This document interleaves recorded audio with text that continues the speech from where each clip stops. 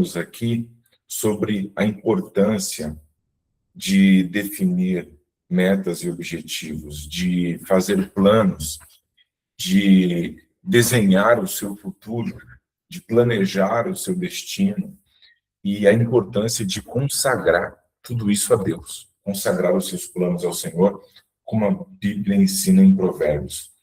Confia ao Senhor os teus planos, consagra ao Senhor os seus planos e eles serão estabelecidos. Mas eu acho importante hoje nós trabalharmos a desmistificação de algumas questões que envolvem planejamento, futuro e destino. No nosso meio, principalmente no meio pentecostal, a maior parte das pessoas que nos acompanham aqui são crentes de igreja pentecostal, e é muito comum no nosso meio nós termos conflitos de ideias quanto ao destino, quanto ao nosso futuro. Existem pessoas que têm uma dificuldade de assumir o controle da sua própria vida e de coordenar a construção do seu destino, porque elas entendem que o destino é um lugar fixo, que o destino é um lugar que já foi determinado por Deus e que o que tiver que acontecer, acontecerá. Quem já ouviu algo desse tipo? Quem já ouviu algo assim? Não precisa falar, eu já falei. Só se você não quiser. O que tiver que ser, será. O que tiver que acontecer, acontecerá.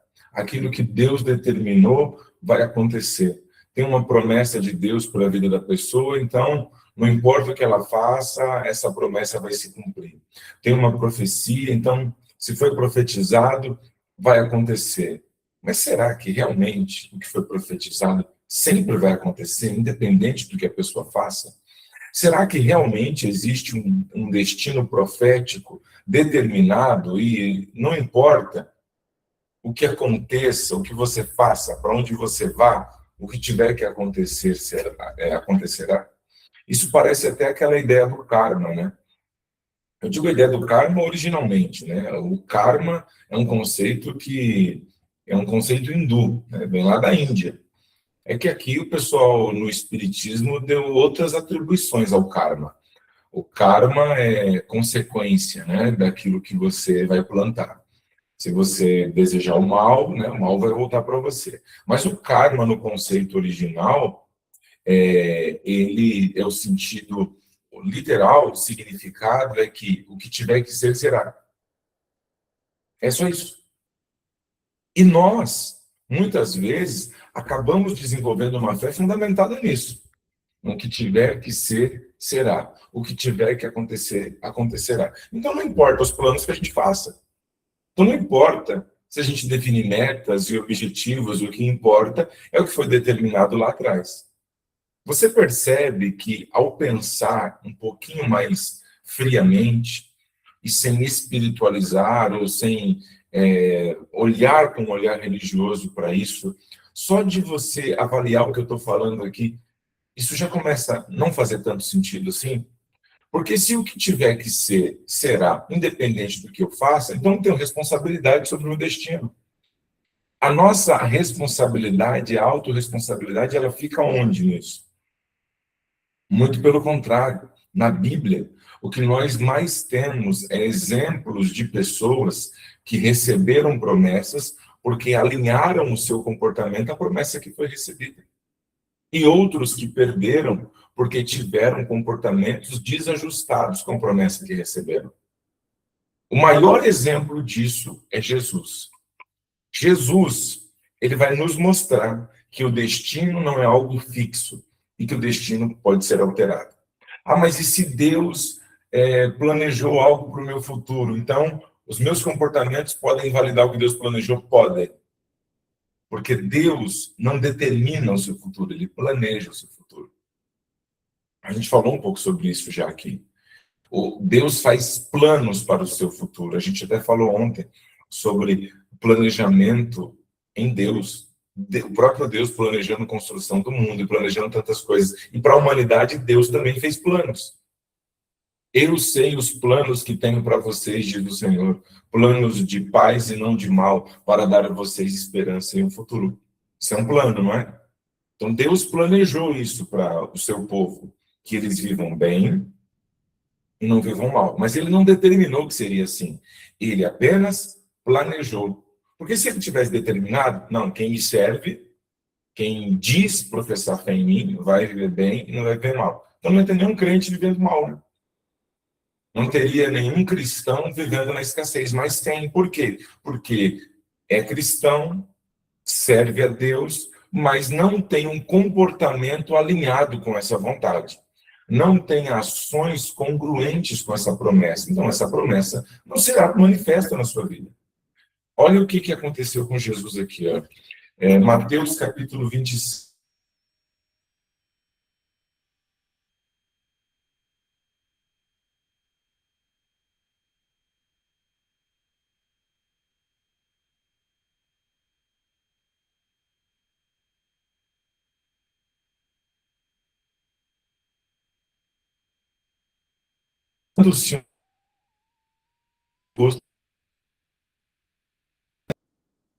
Voltou? Vamos voltar aqui a leitura de novo. E adiantando-se um pouco mais à frente, prostrou com seu rosto em terra e disse: Meu pai, se é possível, passa de mim esse cálice.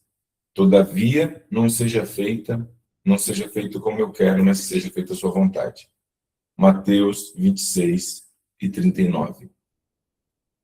Jesus já estava determinado que ele morreria na cruz. Já estava profetizado que ele morreria na cruz. Já estava planejado que ele morreria na cruz, sim ou não? Isaías, travou para todo mundo ou travou só para mim? Confirme aí, por favor. Todo mundo me vendo, me ouvindo aí? Travou aqui para mim.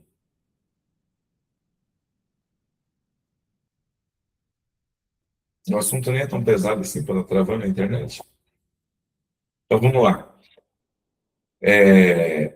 Já estava profetizado mais de 700 anos antes de Jesus nascer, que ele nasceria, morreria e ressuscitaria. Não estava profetizado isso? Isaías profetizou 700 anos, todo o flagelo de Cristo. Então isso já estava planejado que seria assim. Então Jesus não tinha escolha.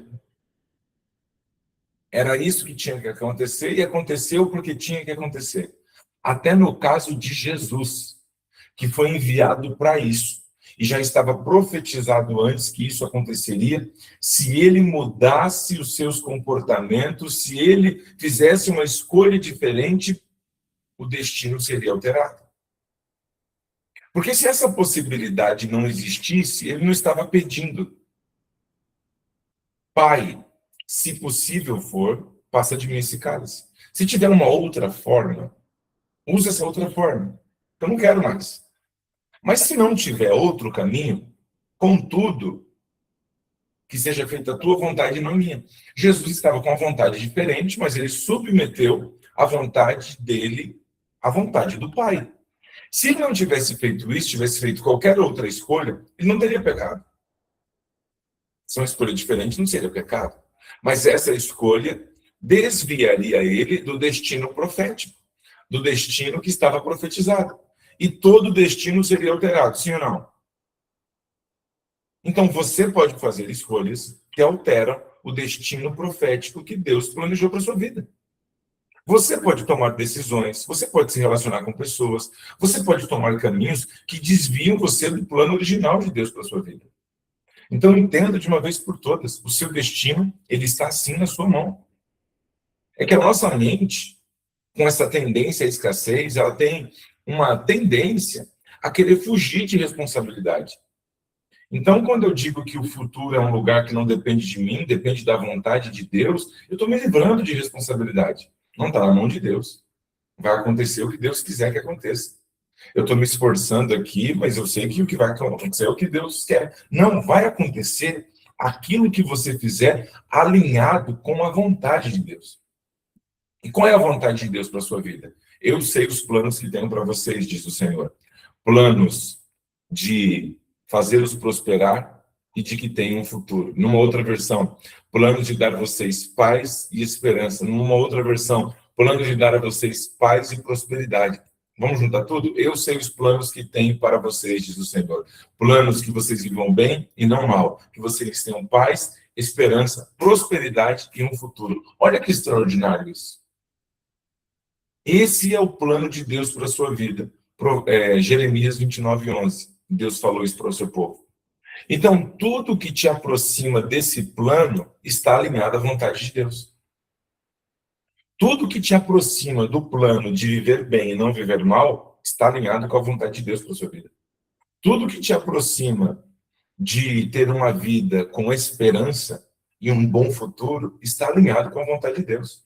Agora, tudo aquilo que te afasta da prosperidade, tudo aquilo que te afasta do bem, te aproxima do mal, tudo aquilo que te afasta da esperança e te aproxima da desesperança e do desespero, está desconectado à vontade de Deus. Percebeu como que ficou fácil agora saber se os seus planos estão alinhados com a vontade de Deus? É simples. Se os seus planos te levam a ser melhor, se os seus planos te levam a ter uma vida melhor, uma vida plena, uma vida abundante, te levam para um caminho que vai te levar a construir paz, prosperidade e esperança, então essa é a vontade de Deus para a sua vida. Agora, não importa como que você vai fazer isso. Se vai ser como empreendedor, se vai ser como CEO dos negócios de alguém ou do seu próprio negócio, se vai ser CLT, se vai ser com uma carreira como músico, cantor, aí não interessa.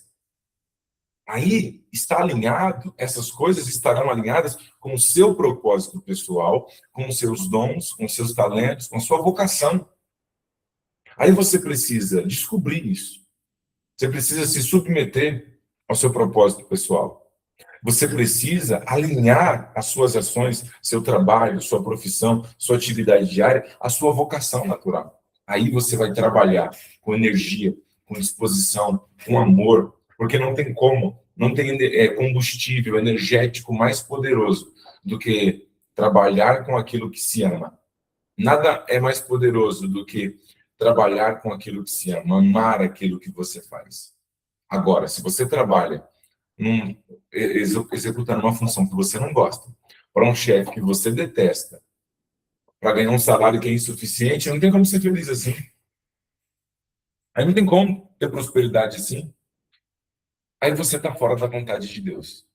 Se hoje seu casamento está desalinhado, sua vida emocional está desalinhada, sua vida financeira está desalinhada, sua vida profissional, financeira está desajustada, então você está fora da vontade de Deus. E não é Deus que vai vir ajustar essas coisas para você. Não adianta orar, não adianta fazer campanha por essas coisas. Essas coisas devem ser ajustadas por você. Romanos 12:2. Transformai-vos. Não é eu vos transformarei, é transformai-vos. Transformem-se. Como que eu me transformo? Pela renovação da vossa mente. Mude os padrões mentais.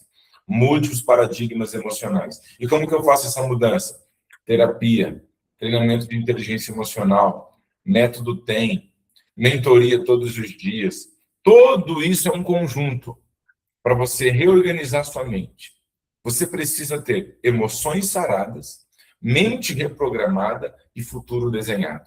Se essas três coisas estiverem alinhadas, aí vai desenvolver a quarta, que é uma missão realizadora, uma missão transformadora. Missão é atividade diária. Aquilo que você vai fazer todos os dias na sua vida pessoal, profissional, vai estar materializando tudo aquilo que foi desenhado a partir do seu propósito pessoal e a partir do plano de Deus, do destino profético que Deus desenhou para a sua vida. Evidente que Deus tem promessas coletivas e individuais. Há planos de Deus que é para todo o seu povo, e há promessas de Deus que são individuais. Então, se você tem uma promessa específica de Deus, olha para a sua vida e veja quais são os padrões de comportamento que eu preciso adotar a partir de agora, alinhados com essa profecia. Eu recebi uma profecia agora. O que eu preciso fazer todos os dias? Da hora que eu me levanto, da hora que eu vou meditar, para manifestar essa profecia.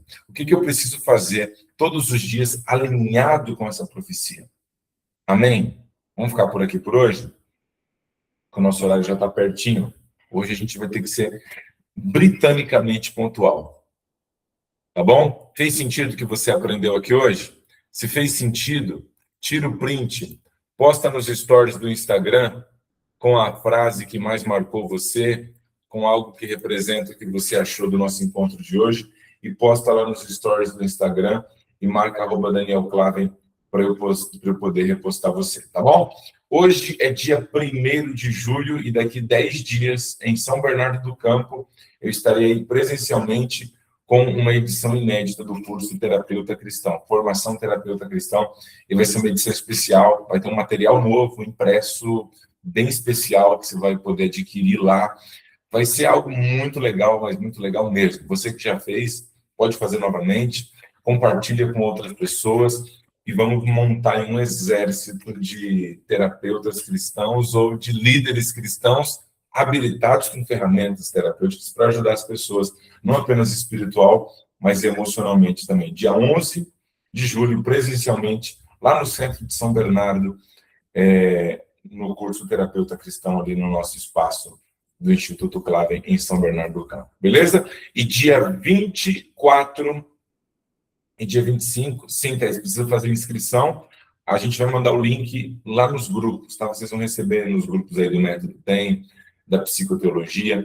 Na bio do meu Instagram também já tem o link lá. Clicou no link, já vai direto para o grupo fechado do curso e a vaga já está garantida. Dia 24 e 25, ou seja, daqui 23 dias exatamente, começa o Método TEM. Você já se inscreveu para o Método TEM? Como que você quer mudar de vida sem fazer o Método TEM? Fala para mim. Dá para mudar sem o Método TEM, mas demora, viu? Demora para caramba. O Método TEM, eu te garanto, que vai fazer você economizar uns 10 anos de esforço. O Método TEM, quem já fez o Método TEM, que está aqui, fala aí no chat alguma coisa, vai. Fala aí se a sua vida, se a sua mente, se as suas emoções, se a sua visão de mundo, se a sua percepção da vida é a mesma depois do Método TEM ou se ela mudou radicalmente. Quem está aqui que fez o Método TEM? A pessoa que faz o Método TEM é muito quietinha, eu preciso ativar esse outro lado. Eu preciso ser mais sensacionalista, não sei o que eu preciso fazer, porque eu recebo muito depoimento no privado. Aí eu compartilho os prints com vocês lá nos stories do Instagram. Você que está aqui, que chegou agora, vai lá no Instagram que você vai ver.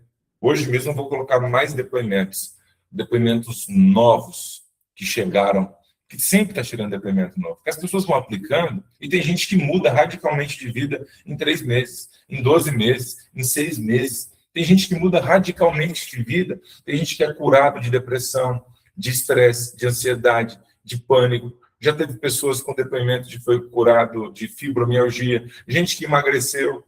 Eu tenho 4 alunas que emagreceram 10 quilos 30 dias depois do Método TEM. Outro que emagreceu 5 quilos uma semana após o Método TEM. Enfim, se o meu problema tem uma raiz emocional, lá no Método TEM a gente descobre a raiz emocional. Você aprende a ressignificar e ressignificou a raiz emocional, tratou a raiz emocional, o problema desaparece. Aqui, ó, o pessoal está se manifestando aqui, ó. Aquela ali colocou aqui, é tremendo, nos impulsiona, muda a mente, transformador. A Siriane colocou aqui a transformação total. Fez 2 vezes já, Siriane. É isso aí, faz de novo agora. Cada vez que você fizer o Método TEM, cada vez que a gente faz o Método TEM, a gente trata uma coisa diferente. É incrível. A Jéssica colocou aqui, muito bom, não sou mais a mesma. Cadê? A Joelma colocou aqui, transformador, enfim. E você que participou do curso Terapeuta Cristão, que se matriculou aí para Psicoteologia, sua vaga está garantida no Método TEM. Não perde por absolutamente nada, mas é agora. Dia 24 e 25, depois vai ter que pagar. Dia 24 e 25. A gente ainda tem ingresso promocional, tá? Ainda tem ingresso promocional e a gente está mantendo o ingresso promocional para ajudar você e ajudar o nosso projeto social. Já compartilhei com vocês aqui do nosso desafio. Todos os ingressos estão sendo direcionados totalmente para doação, para o projeto social que ajuda crianças e adolescentes em situação carentes aí, em situações desafiadoras, onde a gente treina a mente deles. Porque não basta apenas socorrer o estômago, tem que mudar a mente. Aconteceu algo A gente tem 3 minutos ainda. Aconteceu algo surpreendente nesses últimos 10 dias no Brasil. Todo mundo viu o vídeo do Lincoln, o vídeo que viralizou, do rapaz chorando no ponto de ônibus, que está difícil viver nesse país, que a carne moída virou luxo, e que ele está desesperado. O vídeo viralizou, fizeram vaquinha para ajudar ele. O Pablo Marçal deu uma casa para ele, deu um terreno para ele, deu um apartamento, um terreno para ele construir a casa, e mais um monte de coisa que ele ganhou, e vaquinha que as pessoas fizeram. Quem viu isso? Quem viu isso? A Joelma viu. Só a Joelma viu? Os demais não têm Instagram? O Luiz viu, a Jéssica viu. Bastante gente viu. Você que não viu, é um cara que está no ponto de ônibus, indo trabalhar debaixo da chuva, e ele grava um vídeo chorando, angustiado, e ele faz um desabafo, onde a maior parte das pessoas se conectaram com esse desabafo, né? Porque realmente, para quem ganha pouco, viver no Brasil está muito desafiador, né? Tudo muito caro e assim por diante. Ele compartilha isso e fala do trabalho dele, mostra as mãos calejadas. Ó, a minha é calejada também, ó. A minha também é, mas não é de inchada, não. Eu preciso treinar de luva. É por causa do treino da academia. Eu não coloco luva porque senão a pessoa fica me zoando. Diz que né? Fica pensando que eu sou São Paulino e eu sou corintiano. Mas brincadeiras à parte, o vídeo viralizou. Né? Aquela comoção social, né? Olha lá que camisa bonita da Joelma ali, ó. O vídeo viralizou, ele foi ajudado por um monte de gente, só que aí no final das contas era mentira, né? Esse vídeo não foi um vídeo espontâneo, ele copiou de um outro influenciador que fez um vídeo parecido para poder viralizar, só que talvez ele não contava que ia ter esse alcance todo, e teve um alcance maior do que ele esperava, porque eu duvido que ele imaginou que ele ia chegar no Pablo Marçal do jeito que ele chegou e alcançar tudo que ele alcançou. Então, mais do que visualizações, mais do que seguidores. Mas, no fim das contas, era mentira. Ele tem casa própria, ele já tinha apartamento dele, ele não pagava aluguel, enfim, foi um vídeo para comover as pessoas. E isso é um retrato do que é a nossa nação hoje, com mentalidade de escassez absurda. Primeiro que ninguém deveria se comover com isso, porque todo mundo aqui um dia já foi trabalhar debaixo de chuva. Ninguém tomou chuva aqui um dia indo trabalhar. Todo mundo já passou por algum desafio. A maioria das pessoas não são herdeiras. A maioria das pessoas no Brasil não nasceu em berço de ouro, nem cresceu em berço esplêndido. Até quem construiu sucesso pessoal, profissional e financeiro nesse país, a maioria deles não conseguiram isso fácil. Todo mundo ralou muito para chegar lá. Então, ninguém deveria se comover tanto com isso. Adriano, mas viver no Brasil está difícil mesmo. Então, dobre a aposta. Mas o trabalhador que trabalha como ele, desentupindo esgoto, que eram os trabalhos que ele mostrava lá fazendo. Agora, fala para mim, o problema é desentupir esgoto ou o problema é a mentalidade? Porque alguém que tem aquele nível de comunicação que ele tem, que tem aquela habilidade para vender que ele tem, não deveria estar desentupindo esgoto, deveria estar vendendo algum produto, deveria estar ensinando alguma coisa, deveria ter se formado para dar aula de algo, deveria ter feito alguma coisa. Mas nem todo mundo consegue fazer uma faculdade. Mas quem disse que precisa fazer faculdade para ensinar alguma coisa? A maioria dos influenciadores no YouTube, dos mentores no YouTube de vida financeira e de tantas outras coisas, não são formados em nada. Bill Gates não era formado.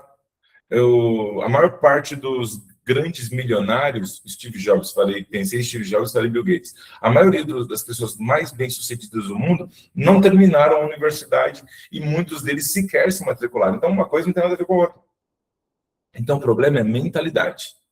O problema é estar usando as habilidades certas no lugar errado. Se a gente muda a mentalidade, a gente muda absolutamente tudo. Então, não se conecte. Se você se conectou com esse tipo de coisa, é porque ainda tem muita coisa de mentalidade de escassez dentro de você que precisa ser removida. Se você se comoveu com isso, é porque ainda tem muita coisa de mentalidade de escassez para ser resolvida dentro de você. Aí eu vi pessoas criticarem o Paulo Vieira, porque o Paulo Vieira viu esse vídeo e não ofereceu dinheiro, não ofereceu casa, igual o Pablo Marçal e outras pessoas fizeram. Ele ofereceu o método CIS. Ele agiu certo. Ele não deu dinheiro de graça, ele ofereceu a oportunidade do cara fazer um treinamento avançadíssimo para mudar a mentalidade e usar o potencial que ele tem para construir riqueza, porque é assim que funciona. Então não fique esperando por um Messias, não fique esperando ser alguém que vai ser visto por alguém que está acima e vai te dar algo. Não queira ser o Lincoln, queira ser quem deu para o Lincoln, queira ser quem tem condições de resgatar, não queira ser quem ganha, queira ser o que doa. Faz sentido o que eu estou falando? Se faz sentido, escreve aí. Se não faz, escreve também, não faz o menor sentido. Você precisa treinar a sua mente para ser o próspero, não o dependente daqueles que já estão prósperos. Tudo muda através de uma transformação mental. Romanos 12, 2. Transformai-vos. Não é eu vos transformarei, é transformai-vos pela renovação da vossa mente. E quando você fazer isso, aí o texto diz, para que experimenteis qual seja a boa, agradável e perfeita vontade de Deus. Porque aqui na Terra, a gente só vai experimentar essa vontade. O que a gente vai viver é uma degustação. O extraordinário da terra é só degustação da vida plena que nós viveremos no céu. Amém? Feche os seus olhos aí onde você está e vamos orar. Senhor, nós te damos graças por tudo que o Senhor tem feito por nós até aqui. Te agradecemos por mais um dia que iniciamos, aprendendo através da sua palavra como sermos pessoas melhores a cada dia. Nós te pedimos que o teu Espírito Santo, que habita em nós, ilumine a nossa mente, clarifique